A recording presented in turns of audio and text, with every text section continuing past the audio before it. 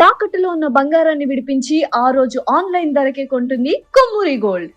నమస్కారం అండి, సుమన్ టీవీకి స్వాగతం. నేను గీతాంజలి. మనతో పాటు ఉన్నారు జ్యోతిష్య రత్న, జ్యోతిష్య చక్ర వైభవ నిపుణ డాక్టర్ రాళ్లపల్లి రవికుమార్ గురువు గారు. మే నెలలో ద్వాదశ రాశుల జాతక ఫలితాలు ఏ విధంగా ఉన్నాయో గురువుగారి మాటలో విని తెలుసుకుందాం. ప్రతి నెల వారు ఇచ్చేటువంటి ఫలితాలు విని చాలా మంది ముందు జాగ్రత్త పడుతున్నారు. ఖచ్చితంగా జాతకాల గురించి చెప్తే భయపెట్టడం అని అనుకుంటారు, కానీ ఇది ఒక హెచ్చరిక. జాగ్రత్త పడడానికి కొన్ని సూచనలు అనేవి చాలా బాగా ఉపయోగపడతాయండి.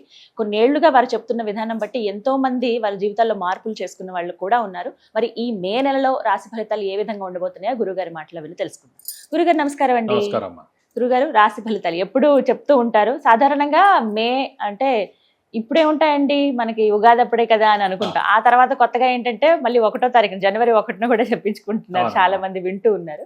కానీ ప్రతి నెల స్థితిగతులు మారుతూనే ఉంటాయి కాబట్టి మరి ఈ మే నెలలో రాశి ఫలితాలు ఎలా ఉండబోతున్నాయి, ముఖ్యంగా నవగ్రహాల ఫలితాలు అంటే ముఖ్యంగా వాళ్ళ స్థితిగతులు ఏ విధంగా ఉన్నాయో తెలియజేస్తారా? శరదిందు సమాకారే పరబ్రహ్మ స్వరూపిణి వాసరాపీఠ నిలయే సరస్వతి నమస్తే. సుమన్ టీవీ ప్రేక్షకులకు నమస్కారం. ముందుగా ద్వాదశ రాశుల్లో నవగ్రహాల స్థితి మే నెల ఎక్కడ ఉన్నాయో తెలుసుకుందాం. మనకి 14 మే దాకా మనకి సూర్యుడు వచ్చేసి మేషంలో ఉంటారు. సో అందుకే గుర్తుపెట్టుకోండి, మెయిన్గా పాయింట్ కూడా ఏంటంటే ఏప్రిల్ 15 టు మే 15 ఎప్పుడైనా సరే రవి ఉచ్చస్థానంలో ఉంటాడు. అందుకే సూర్యుడు భగభగ మండిపోతుంటాడు అన్నమాట. అదే అక్టోబర్ 15 టు నవంబర్ 15 ఆపోజిట్ తులారాశిలో ఉంటాడు, అది నీచస్థానం అనమాట. అందుకే చలి విపరీతంగా ఉంటుంది. సో ఈ 15 మే నుంచి ఏమో మళ్ళీ మనకి వృషభ రాశిలోకి సూర్యుడు ప్రవేశిస్తాడు, నెల్లాళ్ళు అక్కడ ఉంటాడు. నెక్స్ట్ వచ్చేసి కుజుడు వచ్చేసి మనకి 11 మే నుంచి మేషరాశిలో స్వస్థానంలో ఉంటాడు. నెక్స్ట్ వచ్చేసి రాహు మనకి కుంభరాశిలో ఉంటారు. అలాగే మనకి గురువు వచ్చేసి మిథున రాశిలో ఉంటారు. శని వచ్చేసి మనకి మీన రాశిలో ఉన్నారు. కేతు వచ్చేసి మనకి సింహరాశిలో ఉన్నారు. శుక్రుడు వచ్చేసి మనకి 14 మే నుంచి మిథున రాశిలోకి ప్రవేశిస్తున్నాడు. సో బుధుడు కూడా అంతే, 14 మే నుంచి మిథున రాశిలోకి స్వస్థానంలోకి ప్రవేశిస్తున్నమాట. సో ఇవ్వండి నవగ్రహాలు ద్వాదశ రాశుల్లో మే నెలలో ఈ స్థితి, ఈ గ్రహాలన్నీ కూడా ఈ ప్లేసెస్లో ఉంటాయని చెప్పుకోవచ్చు. గురుగారు, తులారాశి వారికి మే మాసంలో జాతక ఫలితాలు ఏ విధంగా ఉంటాయంటారు? తప్పకుండా తులారాశి అనగా మనకి చిత్త 3-4 పాదాలు, స్వాతి 1, 2, 3, 4 పాదాలు, విశాఖ 1, 2, 3 పాదాలు, ఈ నక్షత్రాల సమంత మనకి తులారాశిలోకి వస్తుంది. ఈ రాశి వారు కూడా మెయిన్గా దాని సింబలే త్రాసు. సో చాలా బ్యాలెన్స్డ్గా ఉండడం, స్ట్రైట్ ఫార్వర్డ్గా ఉండడం, నీతి నిజాయితీగా ఉండడం, శత్రువులు ఎక్కువగా ఉంటారు, మిత్రులు తక్కువగా ఉంటారని చెప్పుకోవచ్చు. వీరికి ఇష్టమైన దేవుడు కూడా ఆంజనేయ స్వామి, శివుడు అండి. సో ఇద్దరు దేవుళ్ళు బాగా ఇష్టం, ప్లస్ ఆ దేవుళ్ళని ఎక్కువగా పూజిస్తే వీళ్ళకి మంచి చేకూరుతుంది. అలాగే వీరికి ప్రస్తుతం శని 6వ స్థానంలో 100% ఉన్నాడు. భాగ్యస్థానంలో మనకి మెయిన్గా గురువు చాలా బాగున్నాడు. అలాగే రాహుకేతుల పొజిషన్ కూడా చాలా బాగుంది. సో వీరు పట్టిందల్లా బంగారం చెప్పుకోవచ్చు. మెయిన్గా వీరి ఇంట్లో పెద్దవాళ్ళ ఆరోగ్యం, చిన్నపిల్లల ఆరోగ్యం బాగుంటుంది. గృహిణులకి మానసిక ఒత్తిడి తగ్గుతుంది. వీళ్ళు గోల్డ్ కొంటారు, అలాగే వెహికల్ కొనేందుకు కూడా అవకాశం ఉంది. అలాగే మెయిన్గా నిరుద్యోగులకు ఉద్యోగం రావడం, ఉద్యోగస్తులకి promotions, name and fame, boss నుంచి మన్నన, అలాగే ఫారెన్ టూర్ విజిట్స్, అసైన్మెంట్స్ జరగడం, రావడం, ఇవన్నీ ఉంటాయి. అలాగే మెయిన్గా వీరి ఆరోగ్యం అంటే ఇన్నాళ్ళు కొద్దిగా లాస్ట్ దాకా కొంచెం ఆరోగ్యం బాగాలేదండి. సో ఆరోగ్యం మటుకు ఇప్పుడు ఎక్సలెంట్గా ఉందని చెప్పుకోవచ్చు. తర్వాత నెక్స్ట్ 2 ఏళ్ల దాకా కూడా ఎక్సలెంట్గా ఉంటుందని చెప్పుకోవచ్చు. ఎందుకంటే గురువు మనకి ఇంకా 2 సంవత్సరాలు చాలా బాగుంటుందని చెప్పుకోవచ్చు అన్నమాట. శ్రమ, కాలం, ధనం వ్యర్థం కాకుండా ఉండడం, అవసరానికి డబ్బులు సమకూరడం, రావాల్సిన బాకీలు వసూలు అవడం, ష్యూరిటీస్ పెట్టవచ్చును, స్పెక్యులేషన్స్ కలిసి వస్తాయి, మధ్యవర్తిత్వం వహించవచ్చును, ఇవన్నీ కూడా బాగుంటాయని చెప్పుకోవచ్చు. అలాగే వ్యాపారస్తులకి పట్టిందల్లా బంగారం చెప్పుకోవచ్చు. కొత్త వ్యాపారం స్టార్ట్ చేయొచ్చు, ఎక్స్పెన్షన్ జోలికి కూడా వెళ్ళచ్చు. అలాగే విద్యార్థులకు ఇంకా సువర్ణ అవకాశం, చాలా మంచి మార్క్స్ వస్తాయి, మంచి గ్రేడ్స్ వస్తాయి, అలాగే మంచి అడ్మిషన్ కూడా వస్తుంది మంచి యూనివర్సిటీలో. అది ఫారెన్ అవ్వచ్చు, ఇక్కడైనా అవ్వచ్చు, ఇండియాలో అవ్వచ్చు. సో వాళ్ళది ఒక 3 సంవత్సరాల పాటు విద్యార్థులకైతే ఇంకా పట్టిందల్లా బంగారం అండి. అదేం చూడదు. విద్యార్థులు కానివ్వండి, రాజకీయ నాయకులు కానివ్వండి, క్రీడాకారులు కానివ్వండి, అలాగే యూట్యూబ్ రంగం, పత్రికా రంగం, మీడియా రంగం, సినిమా రంగం, వీరందరూ కూడా ఒక 3 సంవత్సరాల పాటు అత్యద్భుతమైన ఫలితాలు ఇస్తారు. సో తులారాశికి ఎక్స్ట్రాడినరీగా ఉందని చెప్పుకోవచ్చు. కాబట్టి మీరు ఏ పని చేసినా కూడా ఈజీగా అయిపోతుంది. మెయిన్గా అదృష్టం బాగుండడం, దైవబలం బాగుండడం, hard work plus smart work బాగుండడం, ఈ 3 కూడా ప్రస్తుతానికి తులారాశికి పరిపూర్ణంగా ఉన్నాయి. ఈ రాశాధిపతి అయిన శుక్రుడు కూడా ప్రస్తుతం 8వ స్థానమైన కూడా స్వస్థానమైన వృషభ రాశిలో శుక్రుడు ఉన్నాడు.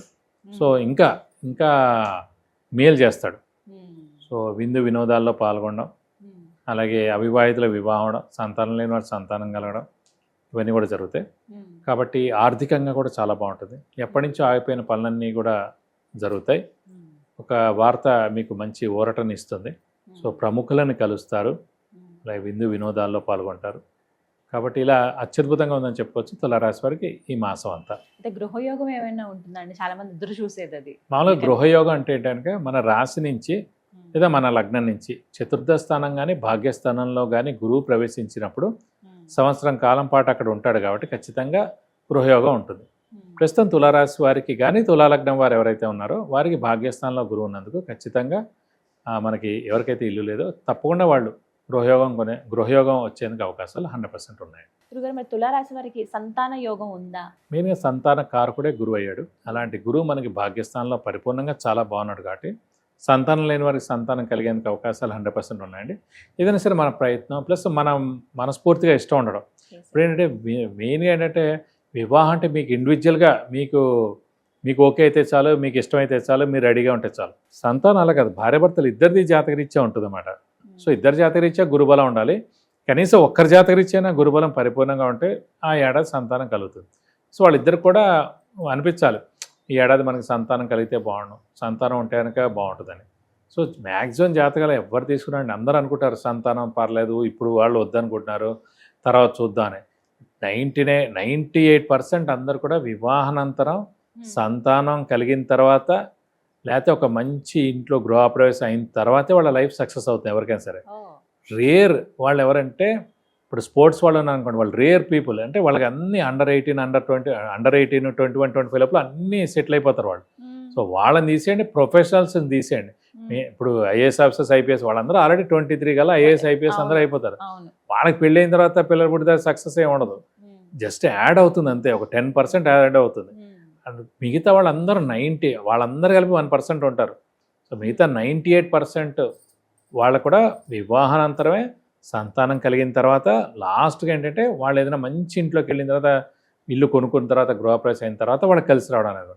సో ఖచ్చితంగా చాలామంది సంతానం వద్దని అనుకుంటున్నారు, కానీ సంతానం కలిగిన తర్వాత మీకు సక్సెస్ ఎక్కువగా ఉంటుంది. కాబట్టి ఇప్పుడు సంతానం కలిగేందుకు అవకాశాలు ఎక్కువగా ఉన్నాయి తులారాశి వారికి. సో మీరు అనుకోండి అంతే, అనుకుంటే చాలా మంచి జరుగుతుంది. ఈ రాశి వారికి ఎక్సలెంట్గా ఉందండి. పరిహారం ఏమైనా చేసుకోమంటారా? పరిహారం ప్రస్తుతం అంటే పంచమ స్థానంలో రాహు ఉన్నాడు. సో రాహుకు సంబంధించిన పరిహారం చేసుకుంటే చాలు. రాహు అంటే మనకి అమ్మవారిని ఎక్కువగా ఆరాధిస్తే చాలా మంచిది అనుకున్నాం ఇందాక.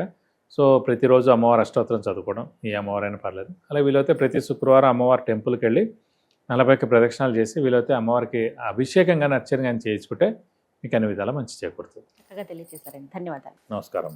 విన్నారు కదండి, మనలో చాలా మందికి ఎన్నో రకాల సమస్యలు ఉంటాయి. ఆర్థికంగా కావచ్చు, ప్రధానంగా ఏదైనా ఇల్లు యోగం ఉందా లేదా అని తెలుసుకోవాలనుకునే విషయం కావచ్చు, విద్య, ఉద్యోగం, వ్యాపారం, సంతానం, వివాహం విషయంలో కావచ్చు, ఇలా చాలా మంది ఎన్నో సమస్యలతో బాధపడుతూ ఉంటారు. సరైన సలహా కోసం ఎదురు చూస్తూ ఉంటారు. అలాంటి వారి కోసం గురువుగారు దగ్గర మీరు అపాయింట్మెంట్ తీసుకోవచ్చండి, వారిని కలవచ్చు మీరు. అయితే ముందుగా స్క్రీన్ మీద నేను ఇస్తున్న నెంబర్కి మీరు ఫస్ట్ కాల్ చేయండి. ఆ తర్వాత వాట్సాప్లో మీరు మీ డీటెయిల్స్ అన్ని పంపిస్తే కనుక ఆ మెసేజెస్ అవన్నీ చెక్ చేసి మీరు అపాయింట్మెంట్ తీసుకుంటే వెంటనే గురువుగారు కలవడం జరుగుతుంది. తద్వారా మీరు రిజల్ట్ అంటే ఎటువంటి పరిహారాలు చేసుకుంటే ఈ ప్రాబ్లం నుంచి బయటపడతాము, యోగాలు మనకు అందుతాయి అనేది చాలా క్లియర్గా మీకు ఎక్స్ప్లెయిన్ చేస్తారండి. మరిన్ని వివరాల కోసం స్క్రీన్ మీద కనపడుతున్న నెంబర్కు కాల్ చేయండి. నమస్కారం.